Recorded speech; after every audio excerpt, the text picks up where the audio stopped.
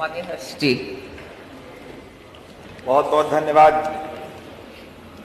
अधिष्ठाता महोदय।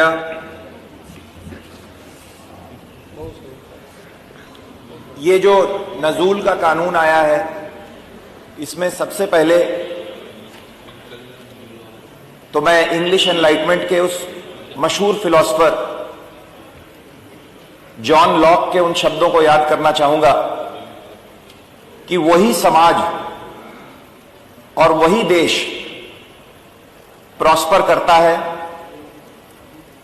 जिस देश में, जिस समाज में लाइफ, लिबर्टी और प्रॉपर्टी गारंटीड होती है।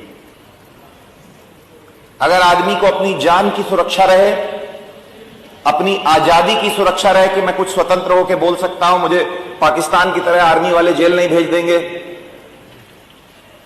और जहां पे आदमी को इस बात का हक हो कि मैं जिस प्रॉपर्टी पे रह रहा हूं उस प्रॉपर्टी के जो कानून हैं वो क्लियर हो। आने वाली पुश्तों, मुझे गिरवी रखना है मैं गिरवी रख सकूं, मुझे अपने आने वाली पीढ़ियों को देना है मैं उनको दे सकूं, मैं बेचना है मैं बेच सकूं अगर मुझे पैसे की जरूरत है।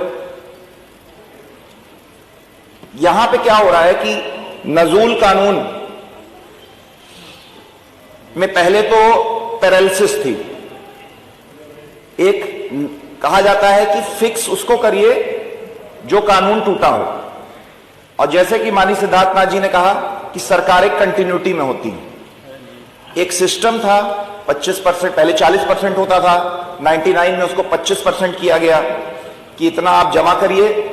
उसके बाद समय के साथ सरकार रेवेन्यू के पॉइंट ऑफ व्यू से और इक्विटी, लॉ ऑफ इक्विटी कि आदमी कोई पीढ़ी दर पीढ़ी सरकार का टेनेंट है, तो कानून भी लॉ ऑफ एडवर्स पोजेशन मानती है कि एक हद के बाद किराएदारों के अपने हक होते हैं that need to be protected. 100 साल के ऊपर से, 200 साल के ऊपर से कुछ लैंड ऐसी हैं जो अंग्रेजों ने जीती थी स्वतंत्रता संग्राम सेनानियों से, उनको जब्त की हुई, वो नजूल में गई हुई है। वहां पे रहने वाले उसमें अगर सरकार का रोल है तो अंग्रेजों की वजह से, जो हमारे ऊपर शासक थे, वहां पे रहने वालों की गलती नहीं थी। आज के तारीख में बाहर जो लोग हैं उनकी मैं बात नहीं करता, मैं केवल जो लोग इस सदन में इस समय मौजूद हैं विधायक, मैं अपनी बात कर रहा हूं, सिद्धार्थनाथ जी की बात कर रहा हूं, माननीय पीयूष निषाद जी की बात कर रहा हूं, मोना तिवारी जी के मैके की बात कर रहा हूं, राजा भैया जी बैठे हैं उनकी बात कर रहा हूं, नंदी जी बैठे हैं इनकी बात कर रहा हूं। इन सब के जो प्रयागराज के आवास हैं उनके 100 मीटर के दूर में, 100 मीटर के रेडियस में हजारों की तादाद में नजूल लैंड पे ऐसे लोग बसे हैं। शायद ये आईएएस अफसरों ने ये बता दिया हो कि सब बंगले वाले हैं, सब बड़े सेठ हैं, सबके पास दुबई में प्रॉपर्टी है, एक दो सरकार ले लेगी तो क्या हो जाएगा। पर मैं जिन लोगों की बात कर रहा हूं 100 मीटर के रेडियस में ऐसे लोग हैं जो 1 कमरे, 2 कमरे, 3 कमरे के स्लम्स में रहते हैं। एक शब्द है प्रयागराज में यूज होता है, सागर पेशा। जैसे धारावी के स्लम्स हैं जो पूरी दुनिया जानती है, वैसे प्रयागराज में सागर पेशा शब्द होता है। ये कहां से आया है? अंग्रेजों के जो बंगले होते थे उनमें जो आउट हाउसेज होते थे उसमें जो उनके स्टाफ रहते थे उनको अंग्रेज बुलाते थे शागिर्द पेशा, कि हमारे शागिर्द रहते हैं। उस समय के साथ सागर पेशा बन गया। ये लोग ऐसे हैं जिनका 100 साल के ऊपर से, आजादी तो 75 साल में मिली है, ये लोग अंग्रेजों के जमाने से फैमिलीज रह रही हैं और भी बहुत पुराने पुराने लोग रह रहे हैं। और ये लोग कोई बड़े सेठ नहीं है, ये लोग इतने बड़े सेठ नहीं है कि ये लोग आप उनको हटा देंगे। एक तरफ हम लोग प्रधानमंत्री आवास योजना से लोगों को आवास दे रहे हैं, दूसरी तरफ हम लोग हजारों की तादाद में फैमिलीज को कह रहे हैं गेट आउट, ये लैंड सब हम लोग ले रहे हैं। ये कहीं से ये न्याय संगत नहीं है।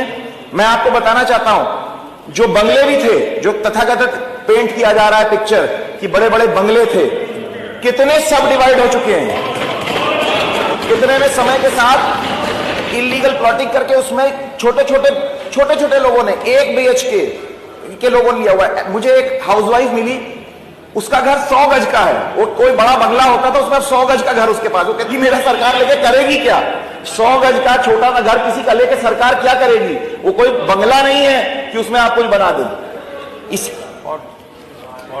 माननीय सदस्य इसी के संक्षेप में कर दीजिए, पक्ष में सुझाव दे रहे हैं।